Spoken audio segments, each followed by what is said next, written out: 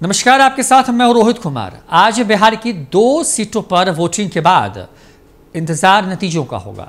कौन बिहार का असली हीरो होगा, नीतीश कुमार, तेजस्वी यादव या बीच में कांग्रेस पूरा खेल बिगाड़ देगी। इन तमाम चीज़ों पर तो नज़र सबकी बनी रहेगी, लेकिन उसके बाद क्या होगा बिहार में बीजेपी और नीतीश कुमार के रिश्तों का, और क्या होगा आरजेडी और कांग्रेस के संबंधों का। आरजेडी के 2 सीटों पर प्रत्याशी के उतारने के बाद कांग्रेस जिस तरीके से आक्रामक है, उसे लग रहा है कि कांग्रेस अब बिहार में एकला चलो की जो नीति वो अपना सकती है और उसी के सहारे, क्योंकि वक्त लंबा है, चुनाव की तैयारी कर सकती है।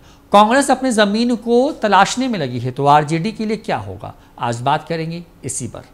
बिहार में 2 विधानसभा सीटों पर उपचुनाव को लेकर के बिहार की सियासत गर्म है। तमाम राजनीतिक पार्टियों ने अपनी पूरी ताकत झोंक दी, मानो इन 2 सीटों से सरकार बननी और बिगड़नी है। सियासत की जानकारों की नज़र में इस चुनाव में कुछ ऐसे समीकरण हैं जो आने वाले समय में बिहार की राजनीति को प्रभावित कर सकते हैं। विशेषकर राजद के तेजस्वी यादव और कांग्रेस पार्टी के लिए चुनाव परिणाम काफ़ी असर डालने वाला होगा। वहीं भाजपा और चिराग पासवान की पार्टी के लिए भी चुनावी परिणामों का काफ़ी असर पड़ेगा। इन सबके बीच यह चुनाव परिणाम मुख्यमंत्री नीतीश कुमार के लिए सबसे अधिक अहम होने जा रहा है। दरअसल जेडीयू के लिए दोनों सीटें बेहद प्रतिष्ठा वाली सीट बन गई है, क्योंकि पार्टी को पता है कि बहुमत का फासला बेहद कम है। अगर जदयू को हार मिलती है तो इसका आने वाले समय में सरकार पर भी असर पड़ सकता है। यही वजह है कि जदयू ने अपनी पूरी ताकत झोंक दी। साथ ही जदयू को यह भी मैसेज देना है कि 2020 के विधानसभा चुनाव में जदयू की सीटों की संख्या जब घटी तो उस वक्त की राजनीति परिस्थितियां कुछ अलग थीं, लेकिन अब जब तमाम परिस्थितियां लगभग बदल गई हैं, इसके बावजूद जेडीयू को हार मिलती है तो जेडीयू के पास तर्क देने के हालात भी नहीं होंगे और उनके विरोधी इसका जमकर फायदा उठाने की कोशिश करेंगे। जनता दल यूनाइटेड अपनी दोनों सीटों को बचाने में सफल रहती है तो पार्टी न सिर्फ आत्मविश्वास में बढ़ोतरी होगी, बल्कि नए उत्साह के साथ आने वाले लोकसभा चुनाव साल 2024 की तैयारियों में अभी से लग जाएगी।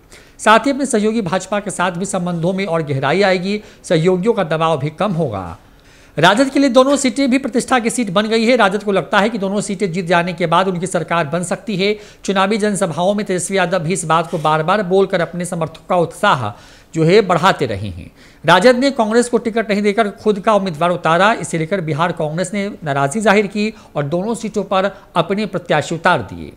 ऐसे में आने वाले समय में राजद के आत्मविश्वास में काफ़ी बढ़ोतरी हो जाएगी अगर इन दोनों सीटों पर तेजस्वी यादव के कैंडिडेट की जीत होती है तो। साथ ही सरकार बनाने के लिए जोड़तोड़ भी शुरू कर सकती है। गठबंधन के सहयोगी कांग्रेस को फिर से अपने पीछे चलने को मजबूर तेजस्वी यादव कर सकते हैं। अगर राजद उम्मीदवार की हार होती है तो आने वाले समय में राजद की परेशानी अपने सहयोगी कांग्रेस की तरफ से बढ़ सकती है। कांग्रेस अगर बाद में फिर से गठबंधन करता भी है तो राजद की शर्तों को उस तरह से नहीं मानेगा जैसे अब तक राजद मनवाती रही है। साथ ही राजद के लिए भी ये चुनाव झटके से कम नहीं होगा। चुनावी मैदान में लालू यादव भी उतर चुके हैं, बावजूद इसके आरजेडी की हार होती है तो यह बड़ा झटका साबित हो सकता है। आने वाले समय में राजद की काफ़ी मेहनत जो है वो करनी पड़ सकती है। ऐसे में आरजेडी दावा कर रही है कि जीत उनकी होगी, लेकिन समीकरण जो हैं अभी फिलहाल वोटिंग के बाद किसकी तरफ बैठते हैं ये बाद में तय होगा।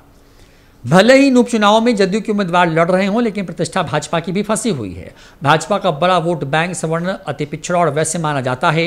इनकी आबादी दोनों विधानसभाओं में अच्छी खासी मानी जाती है। खासकर तारापुर में तो अगर ये वोट बैंक जेडीयू उम्मीदवार को ट्रांसफर नहीं हो पाया तो जेडीयू की नाराजगी भाजपा से बढ़ सकती है। दोनों पार्टियों के बीच संबंधों पर भी असर पड़ सकता है। सरकार पर भी इसका असर पड़ना तय माना जा रहा है। यही वजह है कि बिहार भाजपा के तमाम बड़े नेता ने दोनों विधानसभा क्षेत्रों में तूफानी प्रचार कर जदयू उम्मीदवारों को जिताने के लिए पसीना खूब बहाया है।